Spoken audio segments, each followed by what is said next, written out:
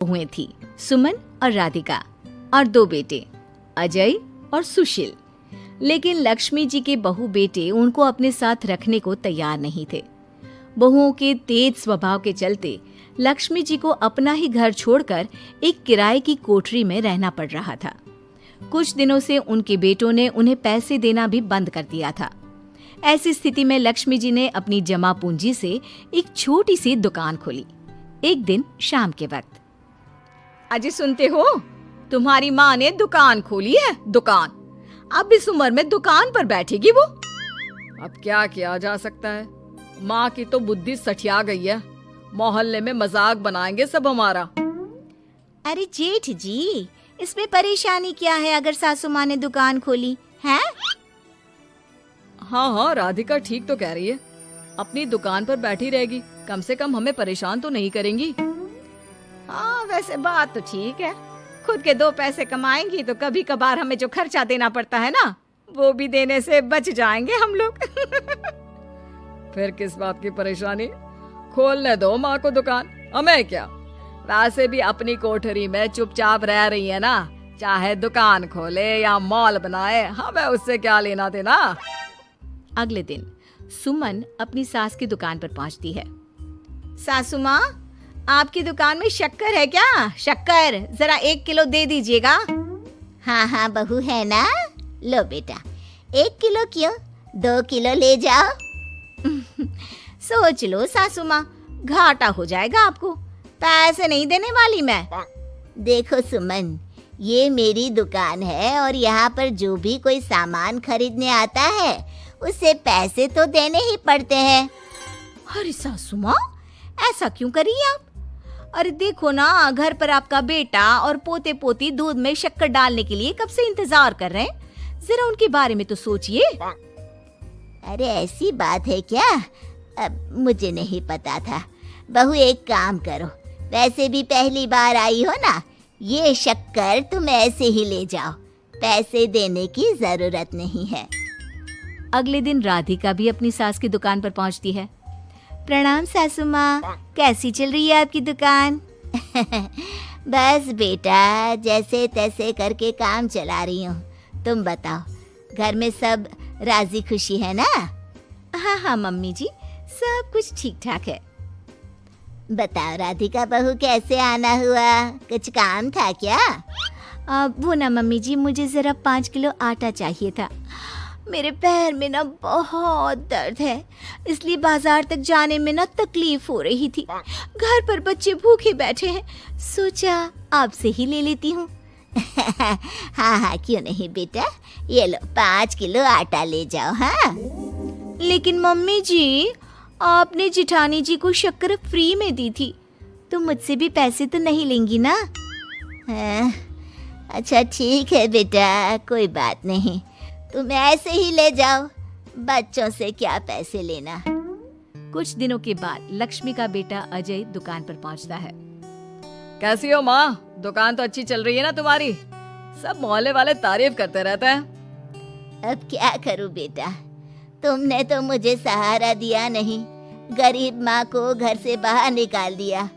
कुछ तो करना पड़ेगा ना अपना पेट पालने के लिए।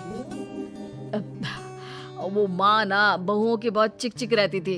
अब देखो कितनी अच्छी जिंदगी है तुम्हारी, खुद कमाती हो, खुद खर्च करती हो, इससे अच्छी भला कोई जिंदगी हो सकती है क्या?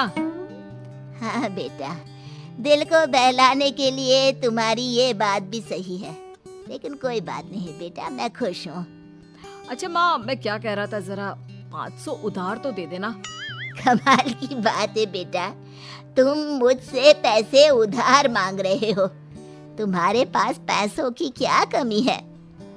अरे माँ, इस महीने की तनख्वाह नहीं आई और आप तो अपनी बहू को जानती है ना, उसे शॉपिंग करनी है, जल्दी वापस लौटा दूंगा माँ। ठीक है बेटा, ये लो 500 रुपए, लेकिन देखो कुछ दिनों में वापस दे देना, मुझे अपनी दुकान के लिए माल भी तो खरीदना है। हाँ हाँ ठीक है माँ, जल्दी पैसे लौटा दूंगा। बहुत दिनों तक अजय अपनी माँ लक्ष्मी के पैसे वापस नहीं देता और सुमन और राधिका बार बार किसी न किसी बहाने से अपनी सास लक्ष्मी की दुकान से बिना पैसे दिए खूब सारा सामान ले आती है, जिसकी वजह से लक्ष्मी को अपनी दुकान में बहुत घाटा होता है। फिर एक दिन जब राधिका सामान लेने के लिए लक्ष्मी की दुकान पर पहुंचती है। सासू माँ, जरा वो 1 किलो दाल तो देना। नहीं बहू, अब मैं तुम्हें या सुमन को कोई सामान फ्री में नहीं देने वाली। तुम लोगों ने कभी कोई मदद नहीं की मेरी, उल्टा मेरी दुकान से फ्री का सामान ले जाकर मुझे मुश्किल में डाल दिया है। लेकिन मम्मी जी, हम तो आपके बच्चे हैं ना। अगर इतना ही मेरे बच्चे हो तो फिर मुझे घर से बाहर क्यों निकाल दिया? देख बहू, अब मैं तुम्हें 1 रुपए का सामान भी फ्री में नहीं दूंगी। और जाकर सुमन को भी कह देना, आए दिन तुम्हारा पति मुझसे उधार ले जाता है और वापस भी नहीं लौटाता। राधिका गुस्से में घर वापस आती है। घर आने के बाद, क्या हुआ राधिका, बहुत गुस्से में लग रही हो तुम? सासू माँ की दुकान पर गई थी ना? सासू माँ का तो कुछ करना पड़ेगा, जब से ये दुकान खोलकर बैठी है। अक्कड़ तो देखो उनकी। अरे लेकिन हुआ क्या है? होना क्या है, दाल लेने गई थी, मुझे 4 बातें सुनाकर उल्टा भेज दिया, कुछ दिया भी नहीं। ये तो सासू माँ ने ठीक नहीं किया। देखो मेरे पास ना एक बहुत अच्छा प्लान है। कैसा प्लान भाभी? हम अपनी सासू माँ की दुकान में किसी चोर से कहकर चोरी करवा देते हैं और सारा सामान अपने घर मंगवा लेंगे। उसके बाद हमारे पास फ्री में सामान भी आ जाएगा और सासू माँ की अकल भी ठिकाने आ जाएगी।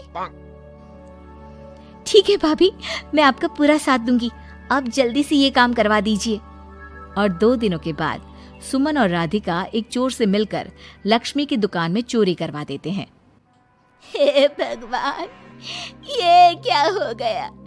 इस उम्र में जैसे तैसे अपना गुजारा कर रही थी, लेकिन चोर मेरा सारा सामान लेकर चले गए। अबे क्या होगा? तभी वहां पर राधिका और सुमन पहुंच जाती है। क्या हुआ सासू माँ, बहुत दुखी लग रही हैं आप।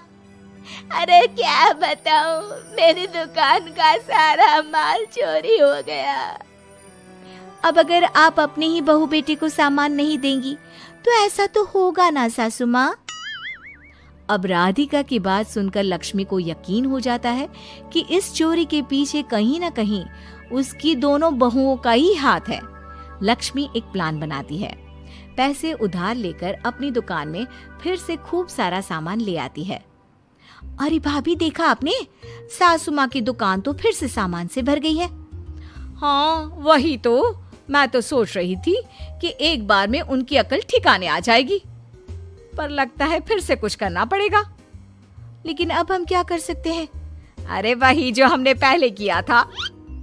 इसका मतलब फिर से चोरी करवाएंगे? हाँ, उसके बिना हमारा काम कैसे चलेगा? और इस बार चोरी करने हम दोनों चलेंगे, कुछ नहीं छोड़ेंगे उनकी दुकान में। सुमन और राधिका दोनों मिलकर लक्ष्मी की दुकान में चोरी कर लेती हैं और सारा सामान चुपचाप अपने घर के स्टोर में लाकर रख देते हैं।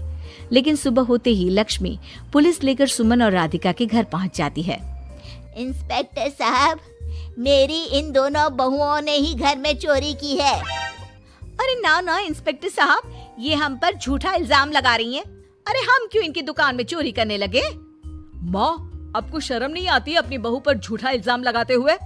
हाँ माँ, हम आपके बेटे हैं और ये आपकी बहुएं हैं। आप ऐसा कैसे कर सकती हैं? लक्ष्मी जी, क्या आपके पास कोई सबूत है? अरे इंस्पेक्टर साहब, आप इनकी बातों में मत आइए। ये हमारी माँ है और इनकी दिमागी हालत ठीक नहीं है, इसीलिए तो हमसे अलग रहती हैं।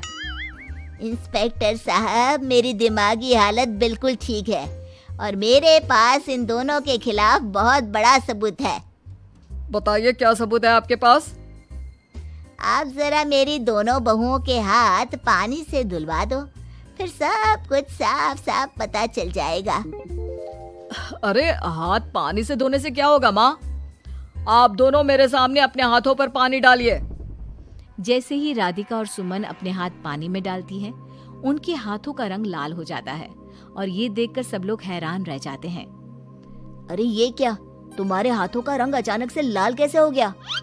क्योंकि मैंने अपनी दुकान के सारे सामान पर एक तरह का केमिकल लगा कर रखा था। मुझे पता था जो भी चोरी करने आएगा वो सामान को अपने हाथों से उठाएगा और उसके हाथों पर रंग लग जाएगा। अरे माँ, आप तो बहुत चालाक निकली। इसे चालाक नहीं बेटा, बुद्धिमान कहते हैं। और जिसके तुम्हारे जैसे बहू बेटे हो, उसे थोड़ा बहुत तो अपनी अकल से काम लेना ही पड़ता है ना। शर्म नहीं आती आप लोगों को अपनी ही माँ को परेशान करते हुए? हमें माफ कर दीजिए सासू माँ, हम आइंदा ऐसी गलती कभी नहीं करेंगे। और हाँ, आपको अपने साथ रखेंगे, आपकी सेवा करेंगे और पूरी इज्जत भी देंगे। हमें माफ कर दीजिए।